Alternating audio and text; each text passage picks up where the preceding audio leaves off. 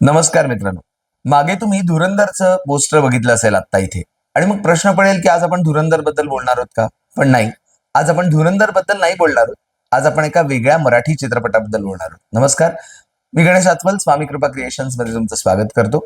कसं आहे बघा, म्हणजे धुरंधर बद्दल सुरुवातीला बोलावंच लागेल, कारण सध्या जिकडे तिकडे चर्चेचा विषय काय आहे, तर धुरंधर हा चित्रपट आणि त्यांनी बॉक्स ऑफिसवर केलेली कमाई.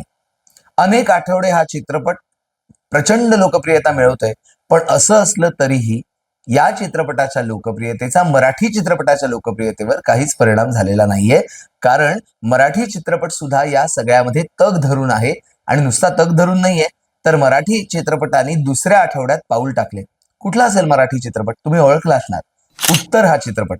क्षितिज पटवर्धन लिखित दिग्दर्शित उत्तर हा चित्रपट प्रचंड लोकप्रिय होतोय. आणि आनंदाची गोष्ट ही की दुसऱ्या आठवड्यात उत्तरच्या स्क्रीनिंग मध्ये वाढ झालेली आहे.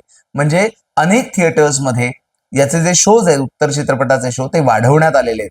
बऱ्याचदा आपण चर्चा करत असतो की बॉलिवूड मधले चित्रपट जेव्हा येतात आणि त्यांच्या लोकप्रियतेमुळे मराठी चित्रपटांवर त्याचा परिणाम होतो, मराठी चित्रपट कोणी बघायला जात नाही. पण असं बिलकुल नाहीये.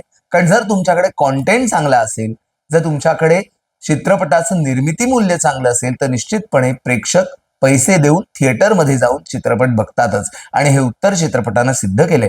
कारण आजच्या जमान्याची स्टोरी आहे.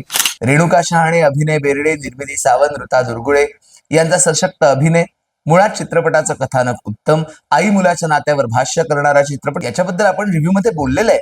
पण आज हे सगळं सांगण्याचं कारण असं की एकीकडे धुरंधर आहे, हिंदी चित्रपट, एकीकडे अवतार आहे. आणि धुरंधर आणि अवतार यांच्या तुलनेत उत्तर चित्रपटानं एक चांगलंच उत्तर मराठी चित्रपटांना दिलेलं आहे. ते म्हणजे तुमच्याकडे आशय चांगला असेल, अभिनय चांगला असेल, तर निश्चितपणे तुम्ही चित्रपटांकडे वळू शकता. आणि आपणही या मराठी चित्रपटांना प्रतिसाद द्यायला हवा. धुरंधर तर आपण बघितला असेलच, पण उत्तर सुद्धा ज्यांनी बघितला नसेल ते अजून जाऊन बघू शकतात. कारण स्क्रीनिंग मध्ये वाढ झालेली आहे.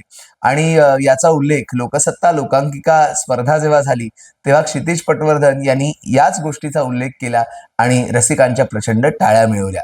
तेव्हा नक्की बघा उत्तर हा चित्रपट.